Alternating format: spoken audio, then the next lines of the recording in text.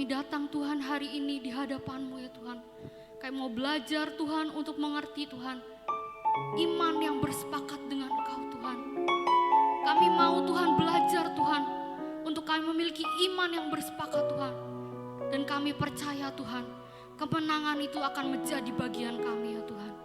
Terima kasih Tuhan, Kau bukakan setiap telinga kami untuk mendengar setiap apa yang mau Engkau sampaikan Tuhan. Bukakan setiap hati kami Tuhan untuk menerima yang daripada-Mu ya Tuhan. Terima kasih, di dalam nama Tuhan Yesus Kristus kami sudah berdoa dan mengucap syukur. Haleluya, amin. Teman-teman boleh balik ke tempat duduknya.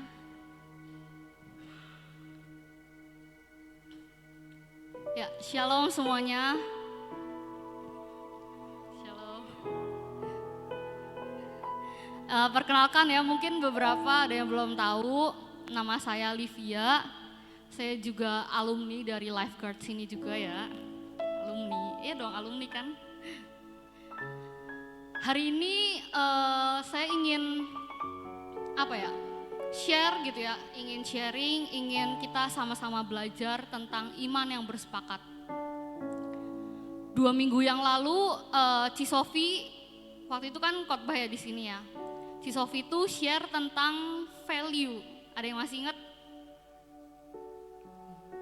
Tentang value ya, Ci Sofi share tentang value, tentang apakah kita memilih proses Tuhan sehingga hidup kita menjadi bernilai, atau justru kita memilih yang jalan pintas gitu, kita memilih yang instan. Nah di situ kan kita belajar ya, dalam kita menjalani kehidupan kita, baik di sekolah kita, di kuliah mungkin, beberapa yang sudah kerja juga, kita itu pasti dihadapkan dengan yang namanya keputusan-keputusan. Bener gak? Bener kan? Nah dalam setiap kita dihadapkan dengan keputusan-keputusan itu, kita harus belajar nih untuk memilih keputusan yang kita ambil ini, keputusan yang tepat atau justru yang salah. Dan atau justru kita menukarkan Tuhan dengan jalan pintas itu. Nah hari ini kita mau sama-sama belajar untuk memiliki iman yang kuat. Kita mau belajar untuk memiliki iman yang bersepakat, baik dengan Tuhan maupun dengan orang tua kita. Apa sih itu iman? Iman itu yang sudah kita sering dengar ya. Iman adalah dasar dari yang diharapkan dan bukti dari yang tidak terlihat, ya kan? Yang udah sering kita dengar ya, iman itu adalah dasar dari yang diharapkan dan bukti dari hal yang tidak terlihat. Nah, gimana sih caranya?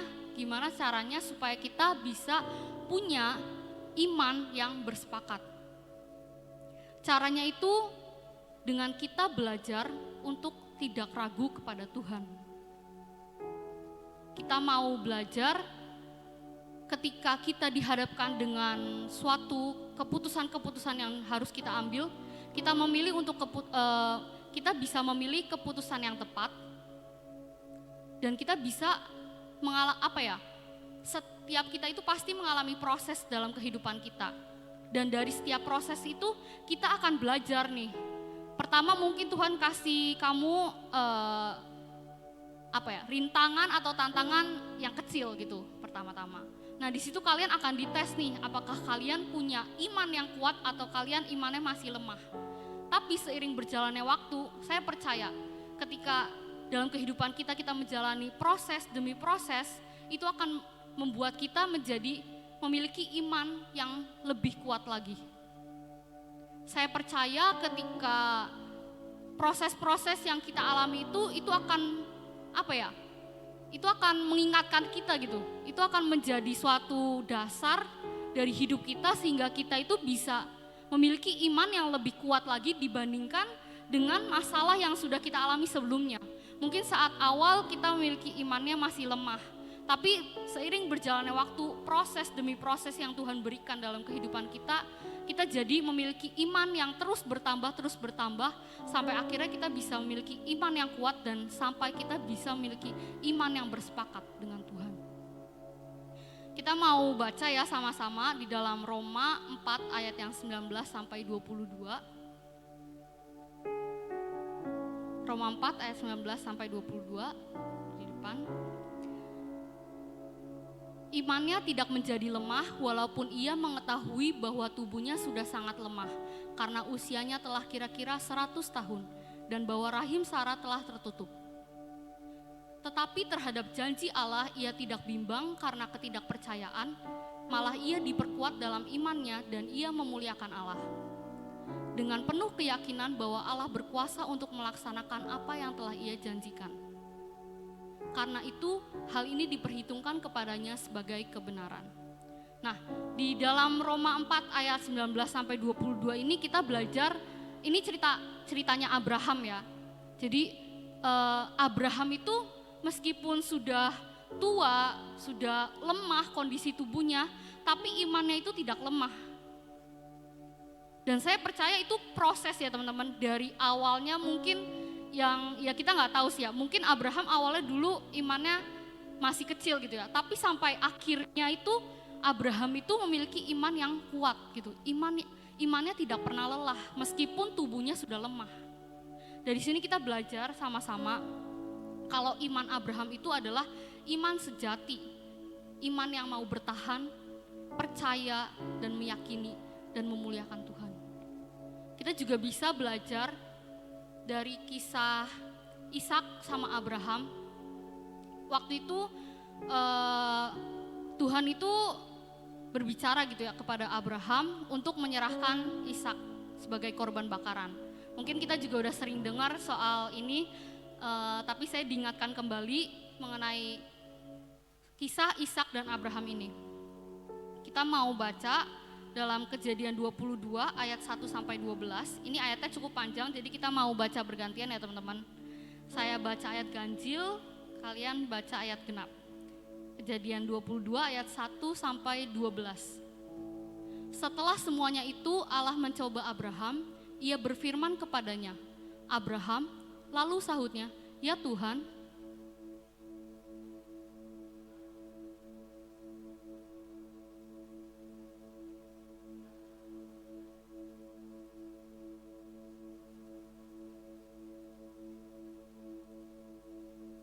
Keesokan harinya pagi-pagi bangunlah Abraham, ia memasang pelana keledainya dan memanggil 2 orang bujangnya beserta Ishak anaknya. Ia membelah juga kayu untuk korban bakaran itu, lalu berangkatlah ia dan pergi ke tempat yang dikatakan Allah kepadanya.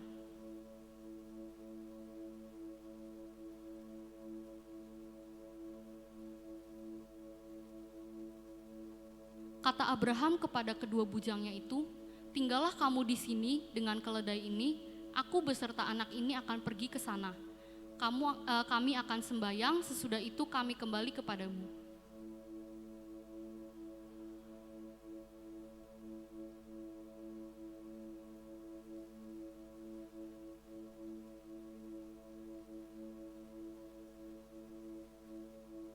Lalu berkatalah Ishak kepada Abraham ayahnya, "Bapa," sahut Abraham, "Ya anakku," bertanyalah ia, "di sini sudah ada api dan kayu, tetapi di manakah anak domba untuk korban bakaran itu?"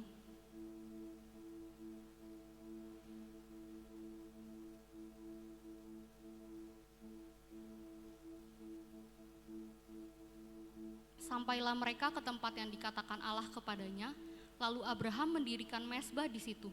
Disusunnyalah kayu, diikatnya Ishak anaknya itu dan diletakkannya di mezbah itu di atas kayu api.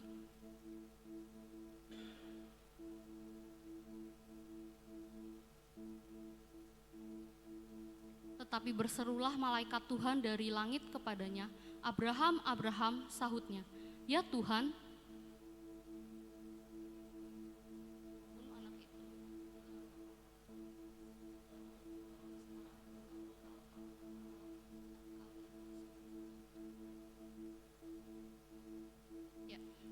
Jadi di sini cerita waktu Tuhan itu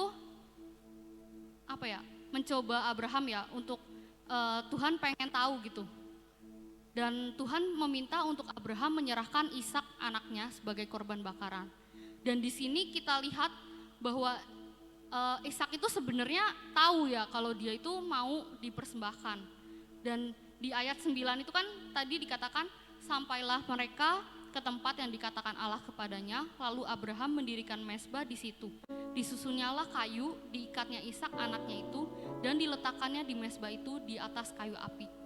Jadi di ayat ini tuh nggak dikatakan kalau si Ishak itu memberontak. Ishak cuman diem nih, kita nggak tahu sih ya kenyataannya gimana. Tapi di Alkitab nggak dikatakan kalau Ishak itu memberontak kepada ayahnya. Ishak memilih untuk diam dan Ishak memilih untuk sepakat sama bapaknya. Ishak memilih untuk sepakat sama apa yang mau dilakukan gitu. Dia nggak memberontak dengan bapaknya. Dan endingnya itu baik teman-teman. Endingnya Ishak nggak jadi dipersembahkan kan. Tuhan sendiri yang bilang jangan engkau apa-apakan anak itu gitu kan. Jadi di sini Ishak itu sepakat sama Abraham. Padahal dia tahu kalau dia itu mau dipersembahkan. Dan endingnya itu imannya menolongnya gitu. Jadi kita mau sama-sama belajar untuk kita bisa sepakat sama orang tua kita. Karena bagaimanapun orang tua itu adalah wakil yang Tuhan kirimkan di dunia ini. Dan saya percaya gitu, ketika kita mau sepakat sama orang tua kita, maka ada keajaiban yang Tuhan berikan dan kemenangan itu jadi bagian kita. Saya mau cerita gitu ya tentang hal ini. Saya pun mengalaminya gitu teman-teman. Saya itu 5 bersaudara dan papa saya itu dulunya Buddha agamanya. Waktu itu sekitar belasan tahun yang lalu saya masih kecil juga ya, masih sama-sama kayak kalian gitu ya, masih imut-imut gitu kan. Masih belasan tahun saya ada di sini. Saya itu dan cici saya dan adik-adik saya itu ikut latihan nari gitu, Dulu kita latihan nari ya sama sih, setiap minggu sekali gitu ya, tiap minggu ada latihan gitulah intinya. Dan saya sekeluarga itu saat itu papa saya masih Buddha nih teman-teman. Jadi saya itu ke gereja cuma bersama cici saya, adik-adik saya dan mama saya. Papa saya kan nggak mungkin ikut ya. Jadi ya udah kita ke gereja dan segala macam. Tapi mungkin dulu sebenarnya saya juga ke kelenteng sih teman-teman. Tapi puji Tuhannya saya disadarkan gitu ya, sampai akhirnya saya bisa punya iman yang lebih lagi dalam Tuhan gitu. Dan saat itu papa saya itu orang yang cukup keras, orang yang hatinya tuh keras banget teman-teman.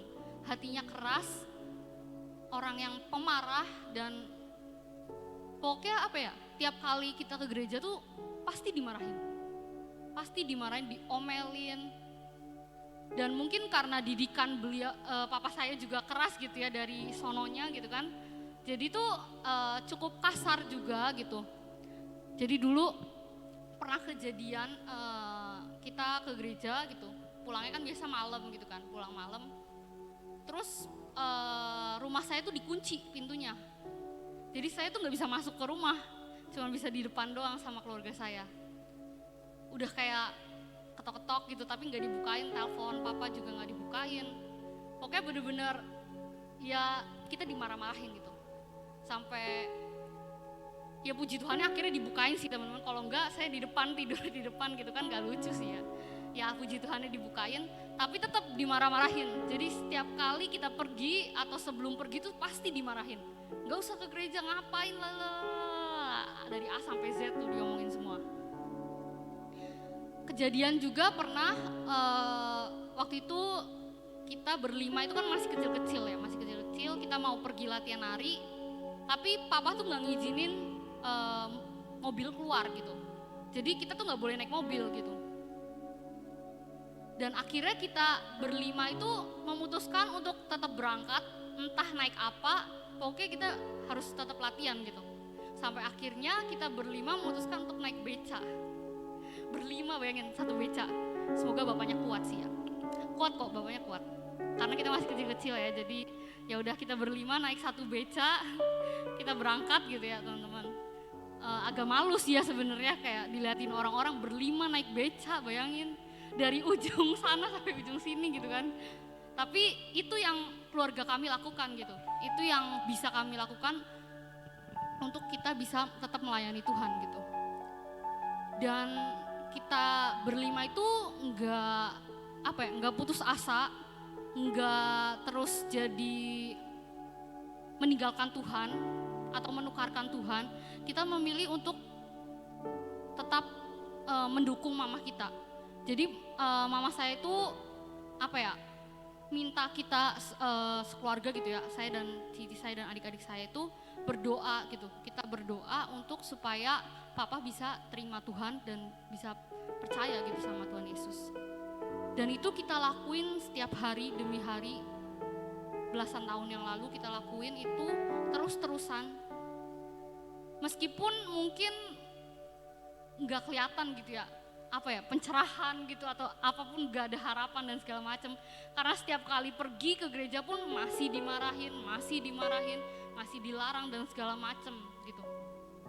Tapi kami sekeluarga nggak menyerah. Kami sekeluarga tetap memutuskan untuk sepakat sama mama saya. Gitu. Kami berlima sepakat sama mama saya, percaya gitu. Kita punya iman kalau Tuhan pasti yang bisa menyentuh papa saya sendiri gitu. Karena kita sekeluarga tahu papa saya itu orangnya cukup keras, jadi agak ya gimana sih kalau orang yang hatinya keras tuh pasti sulit kan untuk disentuh, tuh sulit banget. Tapi saat Tuhan sendiri yang menyentuh gitu ya, itu tuh bisa kayak langsung ada cahaya gitu ya, cahaya ilahi gitu istilahnya kayak gitu. Jadi ya saat itu kami sekeluarga benar-benar terus berdoa dan berdoa. Yang dari awalnya papa saya benci banget sama gereja, selalu melarang, sampai akhirnya jadi di sini itu kan dulu ada kayak ibadah besar gitu kan di Semarang. Setahun 2 kali lah kalau nggak salah, ya setahun 2 kali. Jadi kan cukup sering kita ke sana. Yang awalnya saya pergi berdua doang, lalu akhirnya bisa sekeluarga pergi ke sana melayani Tuhan. Tapi papa saya itu di hotel, jadi cuman nganterin terus di hotel, balik ke hotel. Seiring berjalannya waktu, akhirnya papa saya bisa masuk ke ruang ibadah. Tapi nggak dengerin, maksudnya kayak main HP dan segala macem gitu-gitu. Seiring berjalannya waktu lagi, akhirnya mulai dengerin apa sih yang dikhotbahin atau apa sih yang dilakuin. Dan seiring berjalannya waktu, entah waktu kapan, pokoknya akhirnya itu Tuhan bisa menjamah papa saya. Tuhan bisa membuat papa saya yang hatinya keras bisa menjadi lunak dan bisa percaya Tuhan Yesus. Dan itu tuh merupakan suatu keajaiban yang terjadi dalam hidup keluarga kami gitu. Itu suatu mukjizat yang saya dan keluarga saya alami. Dan saya percaya teman-teman, kalau saya bisa mengalami hal itu, maka teman-teman juga pasti bisa mengalami hal itu. Amin. Ketika kita memilih untuk bersepakat dengan orang tua kita loh, ini baru dengan orang tua kita, wakil Tuhan di dunia ini, kemenangan itu menjadi bagian kita. Apalagi kalau kita sepakatnya langsung sama Tuhan, maka itu udah kayak langsung kemenangan itu buat kita tuh. Jadi kita belajar sama-sama teman-teman untuk kita bisa sepakat sama orang tua kita. Kita itu pasti punya iman teman-teman, kita pasti punya iman. Tapi setiap orang pasti imannya berbeda-beda, nggak bisa kita samain. Dan iman itu akan terus bertumbuh seiring berjalannya waktu, seiring proses yang Tuhan kasih untuk dalam hidup kalian gitu. Dan suatu saat nanti ketika kalian sudah bisa memiliki iman yang cukup kuat dan kalian bisa memiliki iman yang bersepakat sama Tuhan, maka saya percaya ada suatu keajaiban, ada suatu mukjizat yang terjadi dalam hidup kalian. Contoh lain kita mau belajar sama-sama dari Nuh. Jadi waktu itu saya tuh berdoa gitu ya, Tuhan apa sih yang mau disampaikan gitu untuk hari ini gitu, apa yang mau disampaikan. Sebenarnya saya dapat tema khotbah ini tuh udah lumayan lama gitu ya, mungkin sekitar seminggu yang lalu atau 2 minggu yang lalu gitu, saya dapat tema ini. Tapi gak tahu mau cerita apa, gak tahu mau ngomong apa gitu di teman-teman semua. Saya cuman dapat temanya doang, iman yang bersepakat.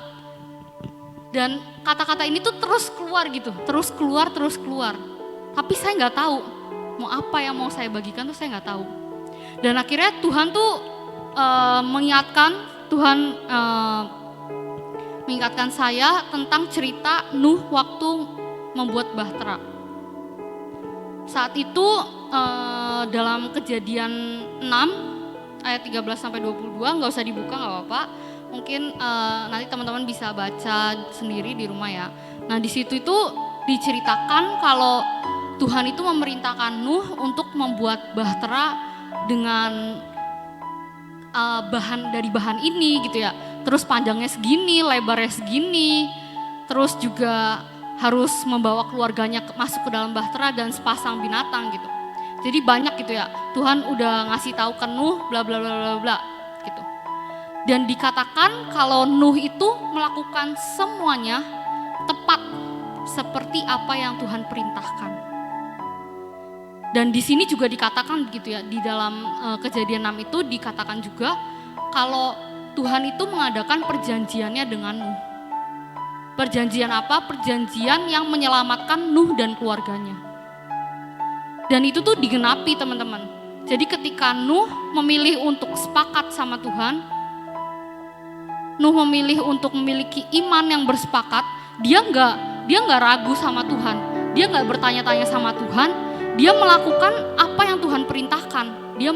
Dia cuma membuat bahteranya sedikit demi sedikit sampai akhirnya jadi, dan akhirnya dia dan keluarganya diselamatkan.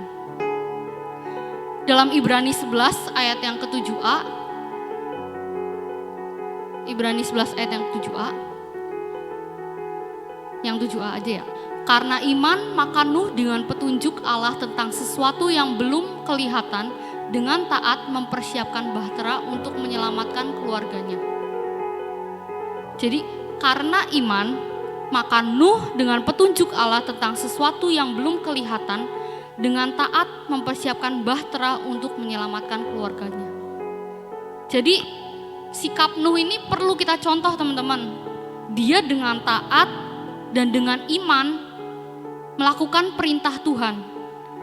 Tadi kan dikatakan karena iman ya, karena iman dia nggak tahu sebenarnya itu bahtera bakalan jadi apa gitu ya dan buat apa dia nggak tahu.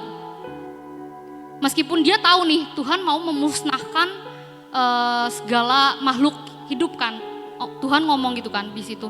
Tuhan mau memusnahkan segala makhluk hidup, tapi Nuh tuh nggak banyak tanya gitu, tapi Nuh cuman melakukan apa yang Tuhan perintahkan. Nuh dengan taat melakukan apa yang Tuhan perintahkan dan dengan imannya dan dia dengan sepakat sama Tuhan itu menyelamatkan keluarganya. Jadi endingnya itu baik buat Nuh juga dan keluarganya. Saya mau share juga soal waktu saya kuliah gitu ya. Jadi saya itu kuliah saya udah lulus sarjana farmasi di Undip. Dan pokoknya saya singkat aja ya, kalau panjang banget nanti nggak selesai saya. Nanti kalau umumnya nggak. Pokoknya intinya itu ini udah skripsi nih, udah saat skripsi. Di saya itu skripsi ada empat tahapan gitu.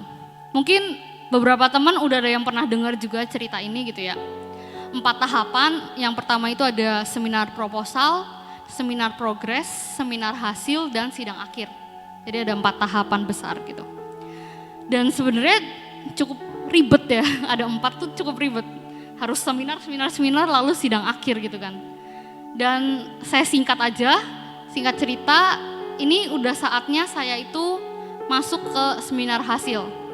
Jadi saya dan 2 teman saya yang lain itu mengambil proyek dosen. Saat itu beliau menawarkan gitu, ada proyek dosen tentang suatu senyawa baru gitu ya, anti kanker gitulah intinya. Suatu senyawa baru tentang anti kanker itu ditawarkan. Saat itu saya memilih untuk mengambil bersama 2 teman saya. Jadi kita bertiga itu ngelakuin skripsi tentang ini, walaupun senyawa kita berbeda-beda gitu ya. Nah, singkat cerita, saat saya udah seminar hasil ini, ada suatu masalah gitu, ada suatu trouble saat lagi seminar hasilnya loh ini teman-teman, saat lagi seminar hasilnya, trouble di mana kedua dosen saya itu crash. Wah, di situ saya udah pengen nangis teman-teman. Saat itu masih online, walaupun saya di Semarang ya, saya di Semarang, di kos sendirian, gitu kan, udah sendirian, nggak ada siapa-siapa gitu kan, nggak ada keluarga, nggak ada teman, saya udah sendirian aja di kos, terus udah lagi seminar hasil, ada suatu masalah yang membuat kedua dosen saya crash, dosen pembimbing dan dosen penguji, yang satu membela, yang satu nggak membela gitu kan. Jadi hal itu cukup apa ya, saya tuh kayak udah stres banget, panik banget, udah pengen nangis, tapi puji Tuhannya saya masih bisa tahan, walaupun setelah itu saya nangis. Tapi tetap tahan dulu ya meskipun ada dosen gitu ya. Setelah itu pokoknya intinya itu sidang saya diundurin gitu, sidang saya diundurin. Dan gara-gara sidang saya diundurin itu, saya jadi wisudanya diundur juga. Karena emang kebetulan batasnya itu udah mepet gitu kan, batas untuk wisudanya. Padahal saya udah dengan berusaha payah untuk ngejar gitu ya, supaya bisa sidang di akhir apa ya, bulan apa ya saya lupa, pokoknya akhir Oktober kalau nggak salah atau akhir September. Saya udah berusaha untuk bisa akhir September gitu. Nah, soalnya per 1 Oktober itu kalau misalnya kamu sidang di per 1 Oktober itu kamu udah ikut wisudanya yang berikutnya gitu. Jadi kan kayak udah udah mau sidang di tanggal 30 September diundurin. Wah, saat ini saya udah nangis, saya udah hopeless banget. Saya udah takut banget. Kayaknya jadi flashback dulu ya. Sebelumnya sekitar berapa tahun yang lalu itu saya itu pernah didoakan gitu ya, dan Tuhan itu bernubuat kalau saya itu bisa lulus dengan cum laude. Nah, balik lagi saat kejadian saya tahu sidang saya diundur dan saya tahu dosen saya ada crash, saya udah hopeless banget. Kayaknya saya juga nggak tahu nih sidang saya bakal kayak gimana. Kayaknya saya bakal dicecer habis-habisan, ditanyainnya sampai susah-susah gitu ya. Karena ada masalah dengan dosen itu, dan kayaknya saya nggak bakal bisa cum laude deh. Saya udah hopeless banget. Jujur saat itu saya bener-bener ingin memilih untuk menyerah. Saya udah capek banget. Ada satu tahapan dalam skripsi saya, tahapan penelitiannya ya maksudnya, yang seharusnya saya lakukan selama 3 minggu, itu jadi 3 bulan teman-teman. Itu memakan waktu yang sangat lama. Dan itu tuh menguras tenaga banget. Menguras tenaga, capek banget, pikiran capek. Tapi saat itu saya memilih untuk terus melanjutkan ngerjain skripsi saya meskipun sambil menunggu hasil yang belum saya dapatkan. Makanya ketika saya tahu sidang saya diundur,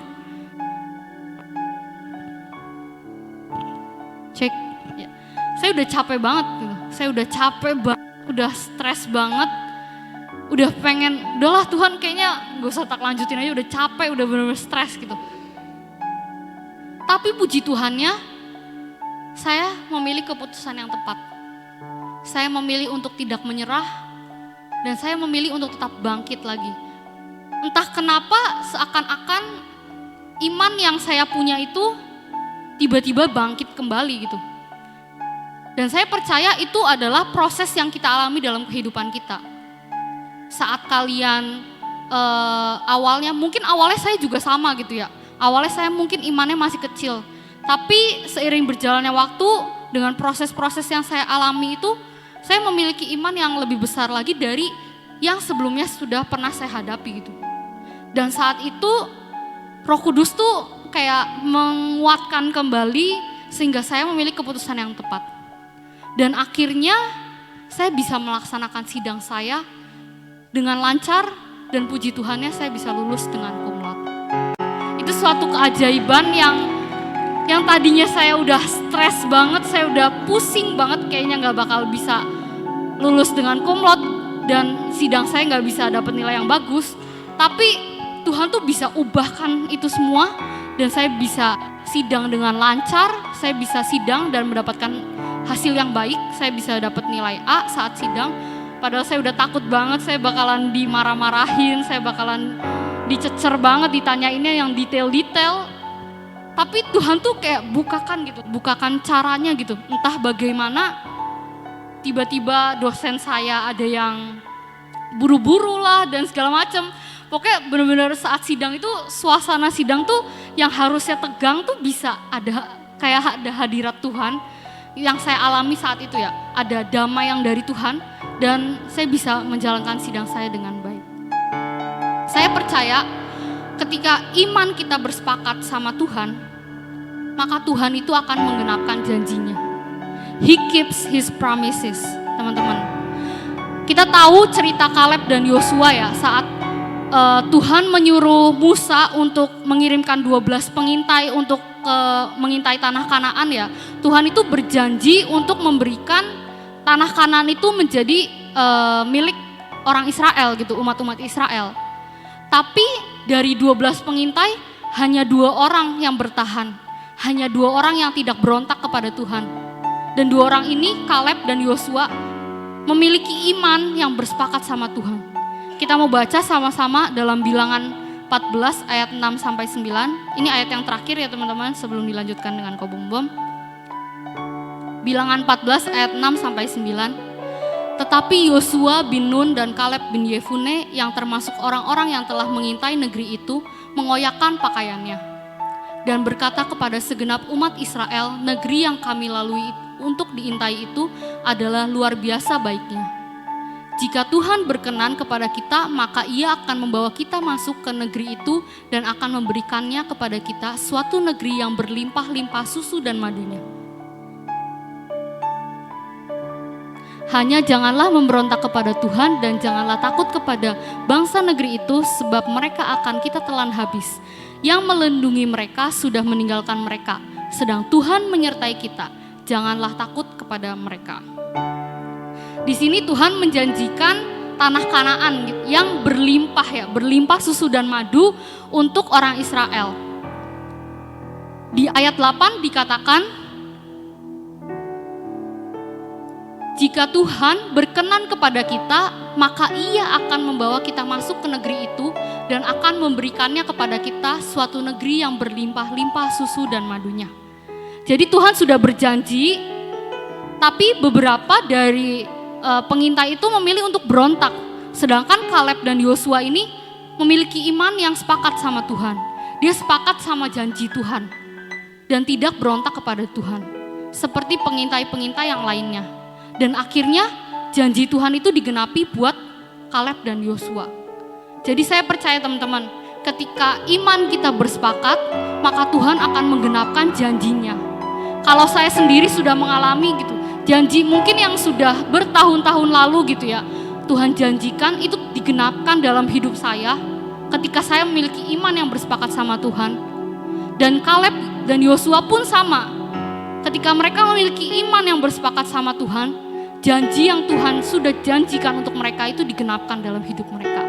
Maka janji yang sama yang sudah Tuhan berikan untuk kalian semua, ketika kalian memiliki iman yang bersepakat sama Tuhan, maka itu akan menjadi bagian kalian. Maka kemenangan yang sudah Tuhan berikan itu akan menjadi bagian kalian. Maka saya percaya ketika kita sekali lagi memiliki iman yang bersepakat sama orang tua kita memiliki iman yang sepakat sama Tuhan, maka kemenangan akan menjadi bagian kami. Amin. Terima kasih, Tuhan Yesus memberkati.